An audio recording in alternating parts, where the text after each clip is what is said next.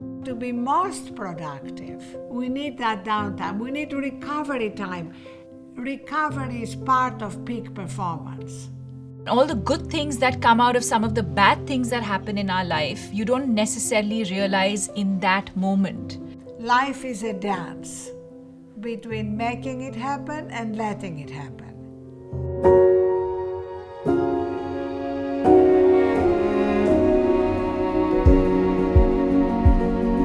Hi everyone, and welcome to the 2024 edition of the Live Love Laugh lecture series. Since 2019, the Live Love Laugh lecture series has showcased some of the world's foremost thinkers and influencers, offering perspective on the forces shaping the global mental health narrative. In 2019, we had Pulitzer Prize winner and oncologist Dr. Siddhartha Mukherjee as our speaker. Abhinav Bindra, India's first Olympic gold medal winning shooter, was our featured guest in 2021. Kiran Mazumdar-Shaw, Executive Chairperson of Biocon, and Anant Narayanan, founder of Mensa Brands, were our esteemed speakers in 2023. This year, we're honored to have Arianna Huffington as our featured speaker. She's a trailblazing entrepreneur who transformed the media industry in the 2000s with the Huffington Post. Over the years, she has led a global movement towards well-being with Thrive Global. Her journey from overcoming personal struggles to empowering millions through her wisdom and resilience is nothing short of inspiring. Her insights into prioritizing self-care and fostering a culture of holistic well-being resonate deeply with our mission at the Live Love Laugh Foundation.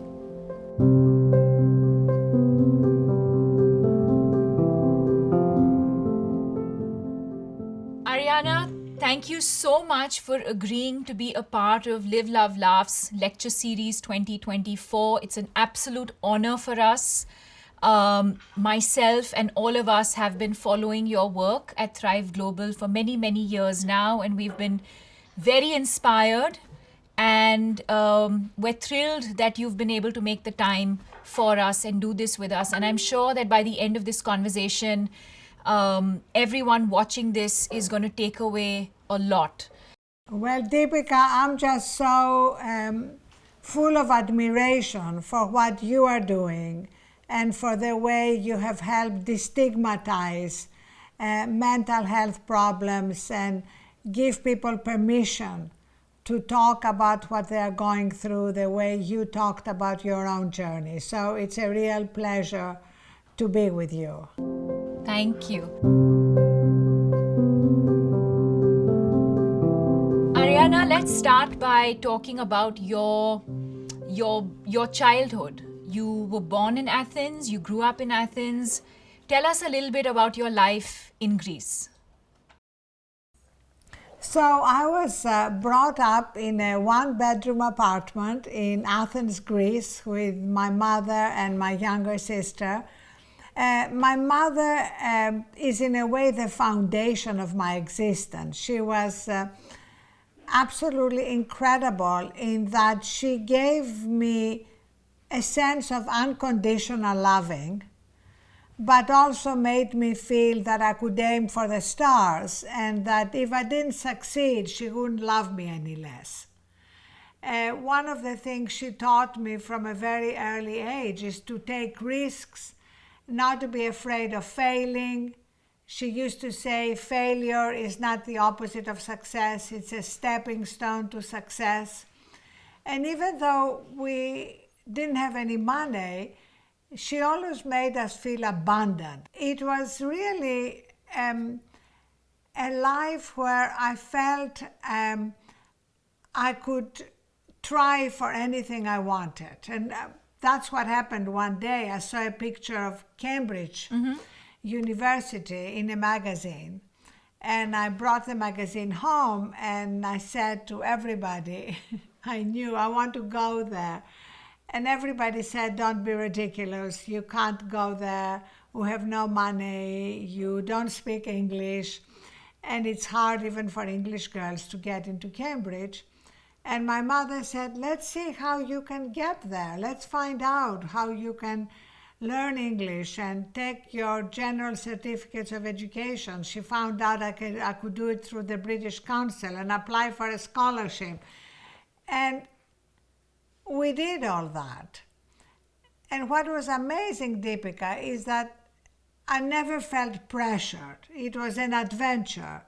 And I always felt that if I didn't get into Cambridge, there would be another adventure. So it wasn't like the end of the world.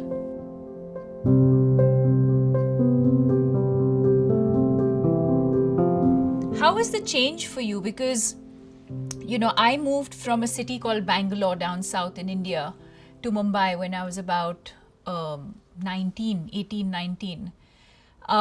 What was the change like for you from Athens, not coming from a lot of money, not knowing the language, moving to a really big city like London, and also a massive university like Cambridge?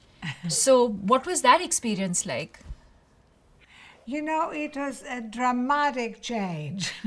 I went from a loving home, a little kind of warm, caring, to a college that looked so gothic, where where I lived in a tiny room, and Deepika, I had to feed shillings into the heater to keep it warm.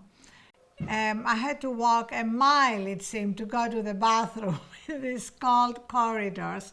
So it was a very, very different existence. But what I absolutely loved was the Cambridge Union. The Cambridge Union is a debating society. And I loved seeing people's hearts and minds being moved by words and learning to debate. And when I started speaking, I was ridiculed because I had this very heavy accent. And so it was really building grit and resilience and not like letting the naysayers get me down. And gradually, actually, standing for election for the standing committee, then secretary, then vice president, and then becoming president of the union, which was a pretty kind of big moment in my life because part of being president means you organize a debate around a topic you care about, and mine was the changing role of women. And the debate was televised, and an English publisher saw the debate and asked me if I would write a book on the views I expressed in the debate. And I wrote back, I can't write. And he wrote back, can you have lunch? And he took me to lunch and offered me a modest advance to be able to take a year, write the book. And so at the age of 23, I had my first book published. And amazingly, it was translated in 36 languages and Wow. did really well. I studied economics. I haven't done very much with my degree. And Deepika, it was kind of a hard moment. I felt like I was having a midlife crisis in my early 20s because suddenly I was financially independent. Yep. I had a career I had not expected as a writer. And I was asking the question, is that all there is? And all my life there was that spiritual sense that there is more to life than just our material success. And so that was a moment for me to go deeper. What prompted you to then move from the UK to the US? There is one concept I learned that still guides me, which is the concept of opportunity cost. Like that every time you decide to do something, you are foregoing doing something else. So kind of making sure this is what you really want to do. So basically I left and moved to New York because a man wouldn't marry me, and It turned out to be the best thing I did in my life. All the good things that happened after that, my children, my books, the Huffington Post, Thrive Global. I say to people, happened because of something bad. And it's also so true in our lives. Sometimes the things that go wrong open doors Yes. for things that go spectacularly right. Don't you find that? I also feel like you really need to be patient in that process. And all the good things that come out of some of the bad things that happen in our life, you don't necessarily realize in that moment. But as you sort of power through and, and time goes by, and then, I think it's then when you look back at your journey or at your life and you reflect and you realize, wow, that opportunity actually forced me and pushed me towards doing something that you'd probably never thought of or imagined. Absolutely. Do you think the Huffington Post would have happened if you didn't make that shift? Oh, absolutely not. Yeah. Absolutely not. And even marrying a man called Michael Huffington. Correct. Because my maiden name is Ariana Stasinopoulos, and Stasinopoulos Post does not sound as good, right? So I love what you said, that so often, especially if you're a type A personality and like to make things happen, you think you make everything happen. Correct. But you don't. When I look back at my life, so many good things that happened, I didn't make happen. They came to me, and I was open to them. I mean, like being asked to write a book. It wasn't my idea. Correct. Sure, I ended up doing the work and writing it, but it was an opportunity that came to me. So I have a little saying on my desk that's life is a dance between making it happen and letting it happen. And that's also what you said, Deepika, about patience. Yeah. Sometimes you have to be patient for things to marinate and come to fruition.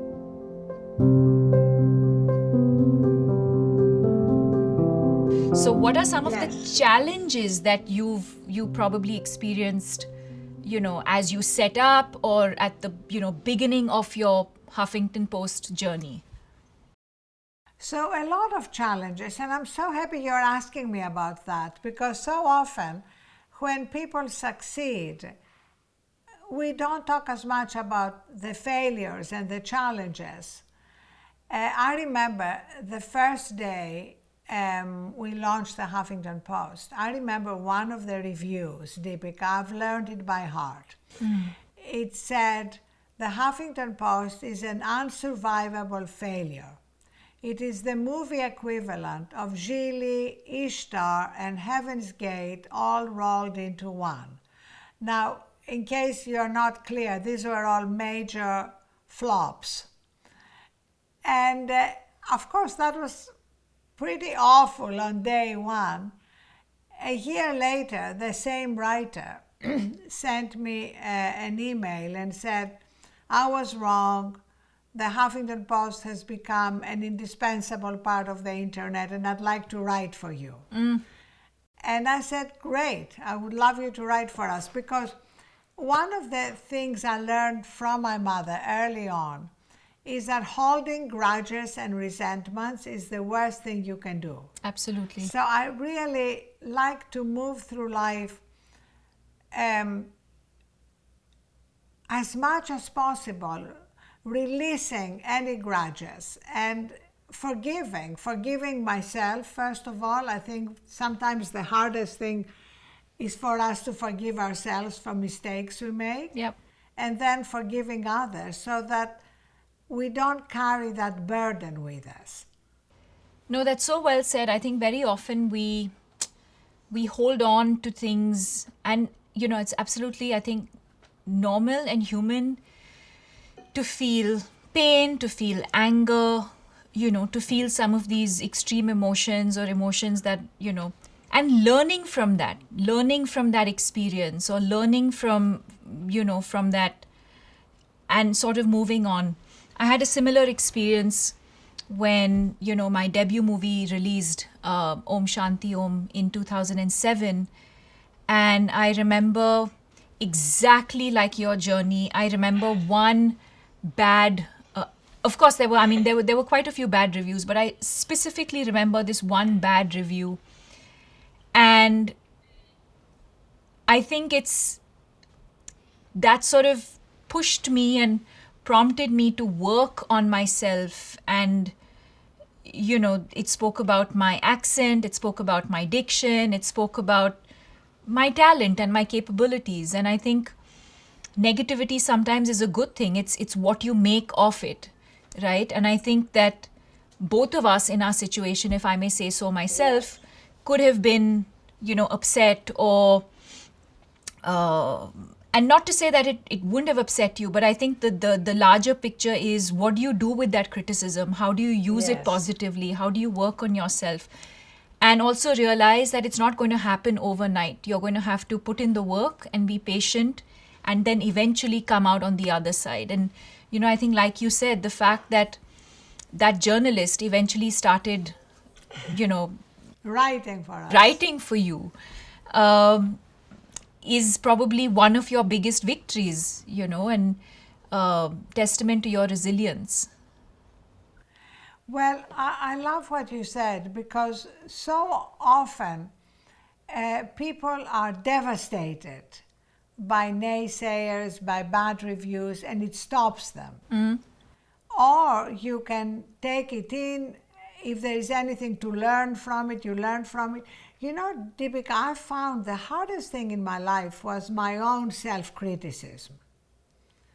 That voice in my head Yeah. that puts me down and focuses on my mistakes, real or imaginary. In fact, I call that voice the obnoxious roommate living in my head. And I've learned through many years to actually not be so influenced by that voice. In fact, one of the micro steps we have at Thrive, micro steps are small, little, incremental steps that lead to healthier habits. One of them is to schedule worry time. So when that voice says, for example, oh, the way you answered that question that Deepika had wasn't good, people wouldn't understand what you said or something, I can say to that voice, we have worry time scheduled on Thursday at 2 p.m. So let's We'll handle address it it then. And it's amazing how it works. Yeah.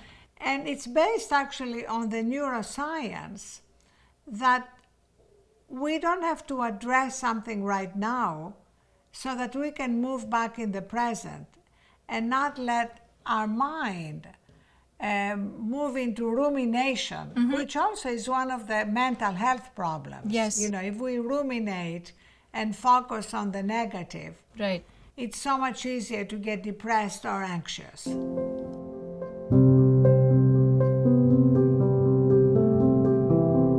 I remember very clearly when we met, and you spoke about that moment when, you were overworked, and there was a day when you collapsed. Yes. What was that moment? So it was 2 years into building the Huffington Post. I was the divorced mother of 2 little girls. And I had bought Deepika into the collective delusion that in order to succeed, to be a super founder and a super mom, I didn't have the luxury to take care of myself. So literally, I didn't sleep a lot, I didn't exercise, I ate whatever was there, I literally put myself last. And one morning, I was at my desk and I felt cold, and I got up to go get a sweater, and I collapsed and I hit my head on my desk, broke my cheekbone, and that was the beginning of a journey. First of all, to find out what was wrong with me. Right. When you suddenly collapse, they put you through echocardiograms and MRIs to see, did I have a brain tumor? Did I have a heart defect? What happened? And I was diagnosed with burnout. And at the time, burnout was not a term that was much in use. And it was really something that completely changed my life, because I learned through all my studies at the time that it wasn't just my problem, that it was a global epidemic, that people all around the world were suffering from burnout. Yeah. And I wanted to understand, Deepika, why? Why were so many people believing that that was the way to be most productive? Yeah. And, it goes back to the first industrial revolution, when we started revering machines, and after machines, software. And the goal with machines and software is to minimize downtime. Right. But the human operating system is different. Downtime is a feature, not a bug. So we have to learn that, in fact, to be most productive, You need downtime. we need that downtime. We need recovery time. Absolutely. And we see that with athletes. I mean, you started life as an athlete. Absolutely. You know that recovery is part of peak performance. Yep. You feel like for someone who actually makes time for themselves or takes a weekend off is someone who's not driven, right? Yes. Which I find so bizarre.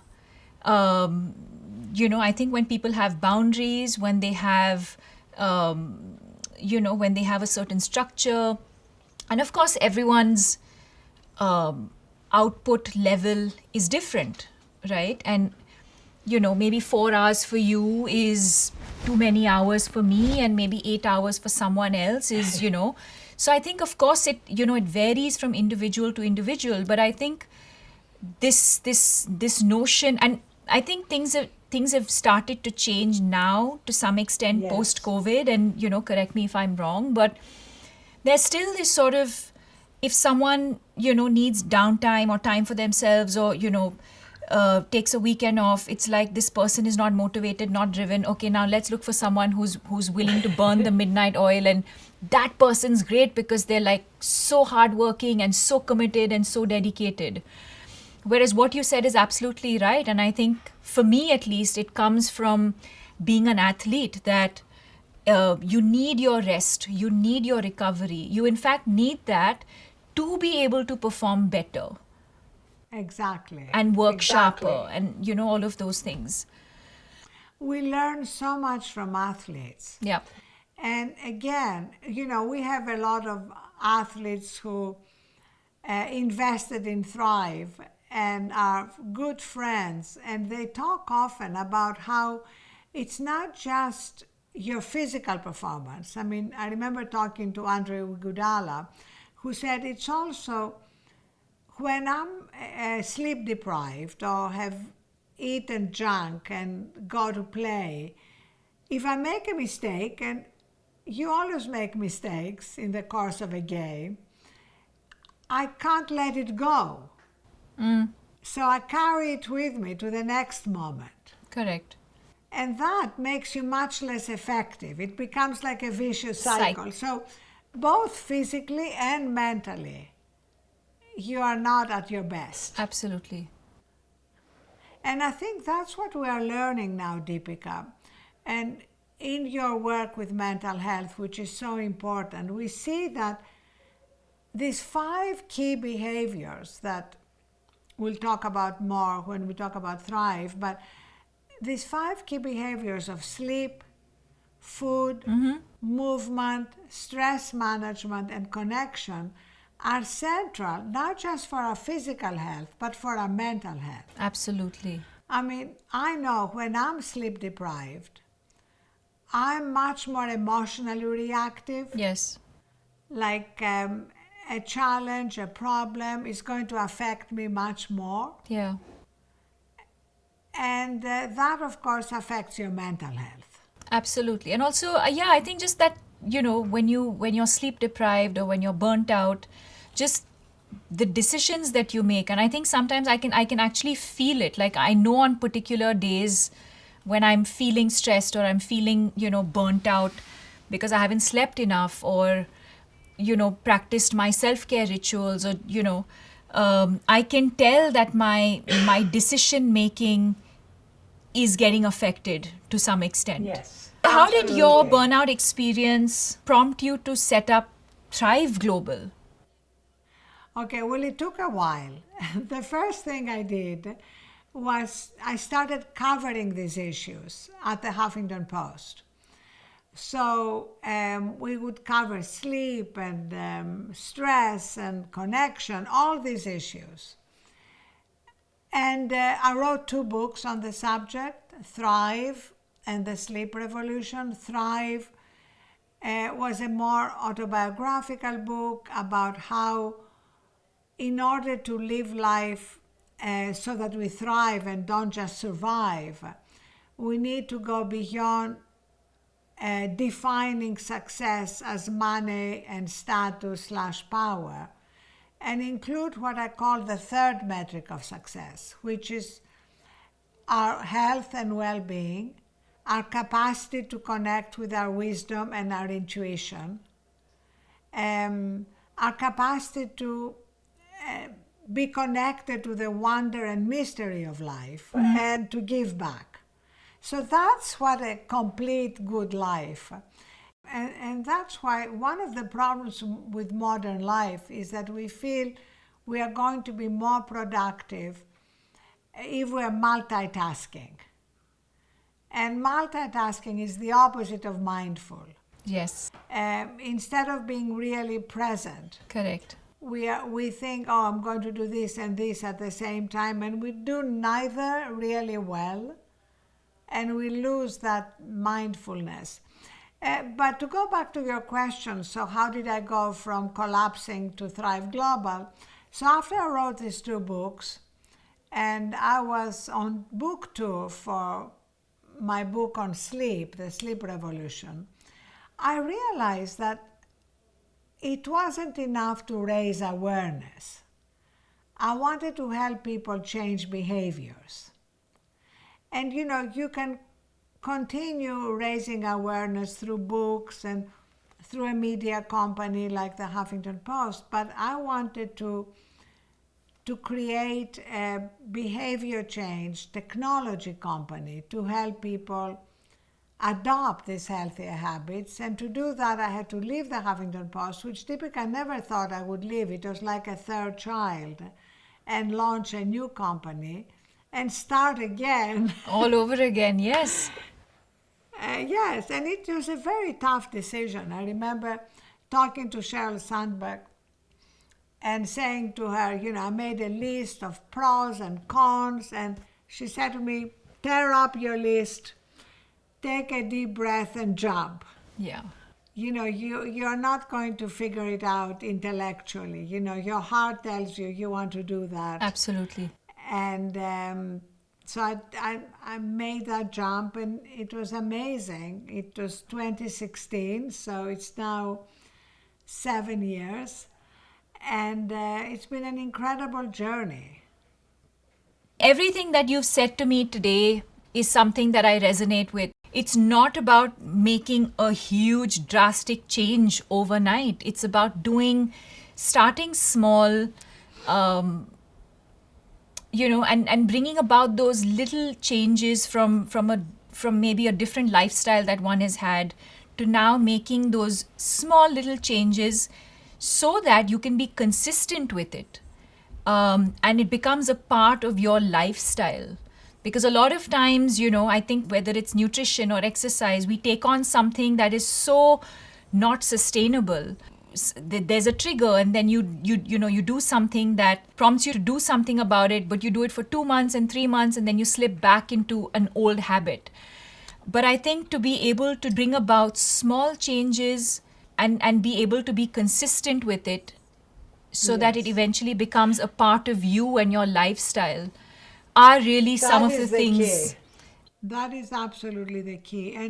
And we have an amazing board of scientific advisors working on behavior change. And Deepika, it's so important for everyone to know that small, tiny daily changes lead to sustainable, healthy habits. Absolutely. Because most people now think I'm going to make New Year resolutions, I'm going to give up all sugar, Yeah, or I'm going to go to the gym for an hour every day. And people may do it for 2 to 3 weeks and then they abandon it correct. and they feel defeated. So it's harder to get back on the horse and do what's best for your health. So that's why we call these micro steps, and we have thousands at Thrive, too small to fail. Really tiny, that become healthier habits. And given that 45% of our life is based on our habits, Yes, when something becomes a habit, it becomes more automatic. correct. And another thing that I love about our journeys is that both you and I, when we learn something for ourselves, we want to spread the word out. It's not enough to just change our lives. Yeah, We want to go out there and shout it from the rooftop and help others. And I love that about you, because you could have learned things for yourself on your mental health journey, but no, you wanted to go ahead and spread the word and help others who were reluctant to speak about their journey, but who admired you, to learn from your own experience. I love that. I think thank you. that's what motivates us, and definitely that's what made me want to start Thrive, the company, and constantly keep improving what we are bringing to the world. Yes, And Deepika, one of my favorite things about changing habits is what is known as habit stacking. Like, if there is something you do every day, as we all brush our teeth, you can stack another habit on it, remembering 3 things you are grateful for. Because gratitude is absolutely magical. yes, Gratitude and anxiety cannot coexist. yes, So if you're brushing your teeth, instead of doing it mechanically, I remember, 3 things I'm grateful for this day. And they don't have to be big things. It can be my iced coffee. It can be, a gardenia I saw this morning in my garden. Little things that connect us with what we love. So what are some of those little changes that you've brought about? Yes, so my absolute favorite micro step was to pick a time at the end of the day that I consider the end of my working day. Because honestly, Deepika, I'm sure you and I and most people watching don't have a real end to their working day, right? We could stay up all night Yes. texting and handling things. We have to declare an end. And I declare an end by turning off my phone and charging it outside my bedroom. Now, that may seem incredibly hard for people. Don't worry about it. Start with 1 night a week. And we have a mental health crisis among young people. Yes, And part of the reason is because they sleep with their phones. And instead of sleeping, they TikTok or Snap or whatever. So they wake up exhausted correct. and therefore more likely to become anxious or depressed. I'm sure people are wondering, and I'm going to ask you this question. So, say you have this switch off time, and then say maybe it's 10 p.m. to 6 a.m. or something, and then you have this thought, right? And this urge to sort of, I want to, this urge to message that person or send that email out because you feel like you're going to forget that task. Forget it. Very easy. You have a little notepad There you go. Yeah. with a pen by your bed, and you write down, and then in the morning you act on it. But another micro step around sleep, Deepika, is that I do every night. I have a hot bath or a hot shower before I get into bed. It's not for cleanliness. It's to begin to slow down my brain. Correct. Because what happens often is we are physically exhausted, so we fall asleep, but then our brain hasn't really slowed down, so it wakes us up in the middle of the night. Yeah.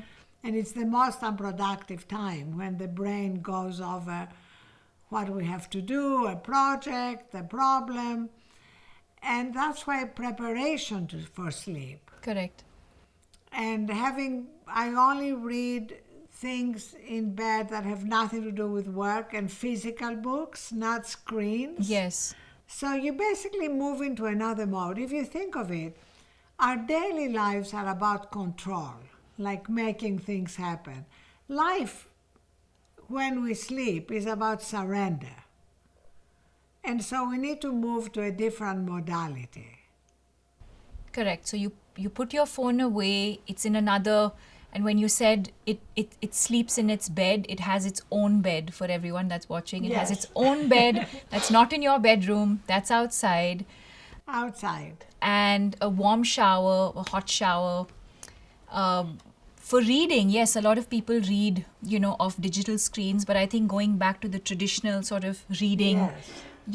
a good old I book. love, cuddling up with a real book. I love that. Dimming the lights maybe, just so that your brain and body starts adapting Yes. to, a different, like you said, your brain starts telling you that it's now time to wind down. Well, try and make your bedroom as dark as possible when you sleep. When I travel, Deepika, there are always these blinking lights in hotels. The TV has a blinking light, the smoke alarm has a blinking light. I travel with a black electric tape, and I go around and cover all these blinking lights. Yeah. And also, if you wake up in the middle of the night, there is something I love called box breathing. Yes. And Navy SEALs in the States, practice it to reduce stress. And, I feel strange talking about breathing to you because, India, of course, is the birthplace Of breathwork. of breathing and the power of breathing and the superpower of breathing. But you have exported it around the world, and box breathing is basically inhale to the count of 4, pausing to the count of 4, exhaling to the count of 4, pausing to the count of 4. And it's kind of amazing how it moves us from the sympathetic to the parasympathetic nervous system. Correct. How do you feel like you're most productive? When you, at the end of the day, when you're like, Ariana, this was a lovely, productive day. So how do you, what are the things that you do to ensure that you feel like you've had a productive day? Well, for me, Deepika, the first thing is to be clear about my priorities. Like, what do I want to prioritize? Because it's so easy to start doing things that are not really important but are right in front of you, or to respond to incoming emails, texts, WhatsApps. So I find I have a productive day when I have clarity about my intention for the day. What is it that I want to achieve that day? For that day, correct. And then be able to set boundaries and say no to things that would get in the way. Yep. And because if you say yes to everything, you are going to miss out on what's the most important. And the most important may be going to your child's dance recital. It doesn't all have to be around work. True. It can be, anything that day has to be completed. True.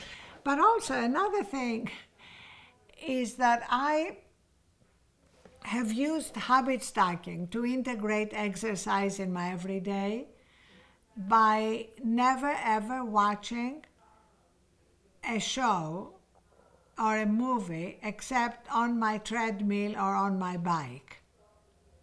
Really? I've Okay. trained myself, yes, to actually only watch something I want to watch when I'm exercising. And it's kind of amazing. Like, if I'm watching a series, I may end up being on my treadmill for 2.5 hours because I want to see the next episode and the next episode. So instead of binge watching on my couch, I binge watch on my treadmill.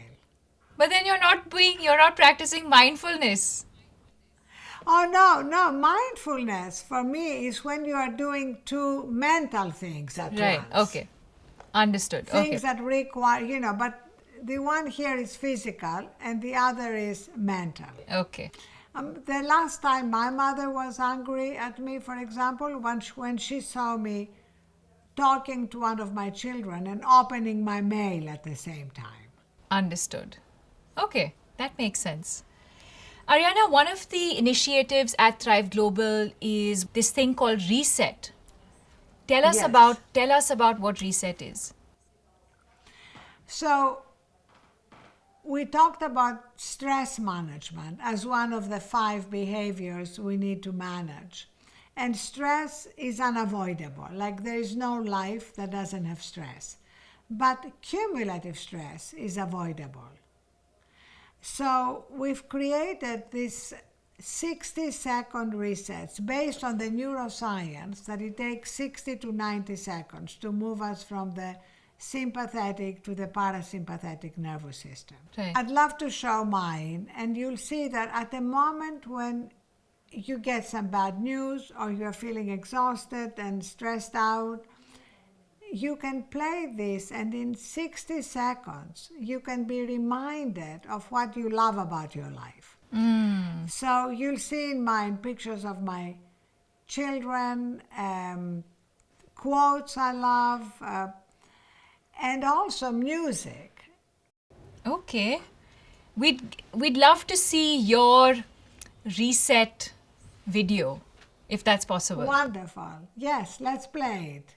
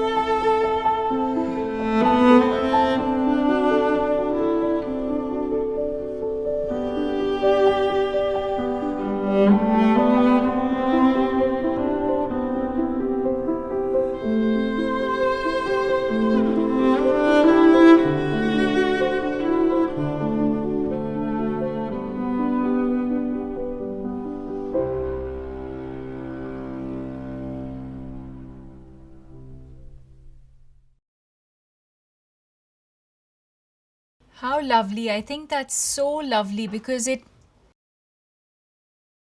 I think whenever you feel either stressed or burnt out or just not grounded, I feel like something like Yes. this with just lovely, it's the music and visuals that obviously you've taken time to put together, visuals that mean something to you.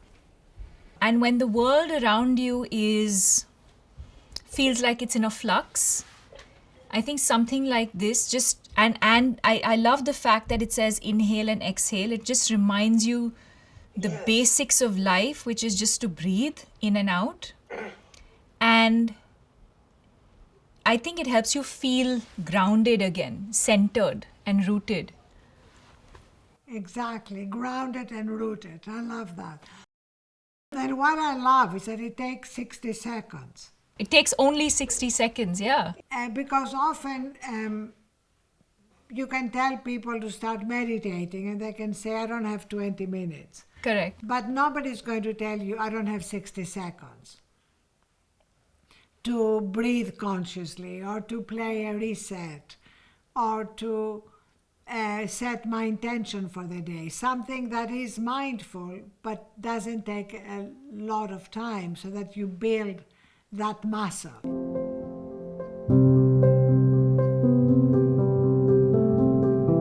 Finally, I just wanted to wrap by asking you, your message to all the young people out there who, are now navigating this sort of fast-paced life. What is your message to all of them?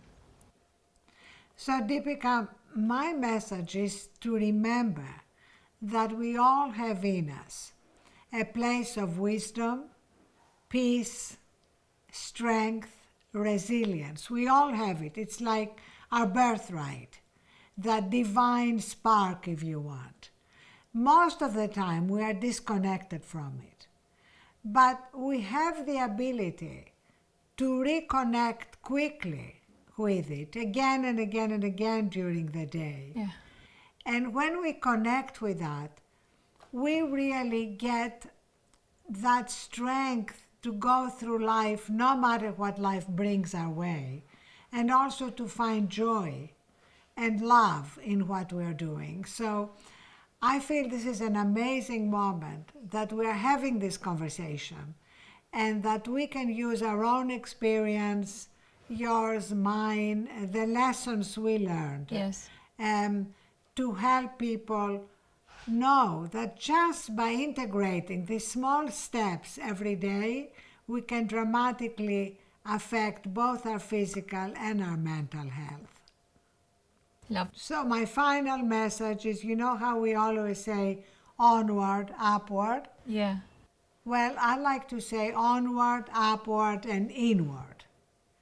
Because when we go inward, the onward and upward journey becomes both easier and more effective, because ultimately the most important frontier for me is not outer space, it's inner space.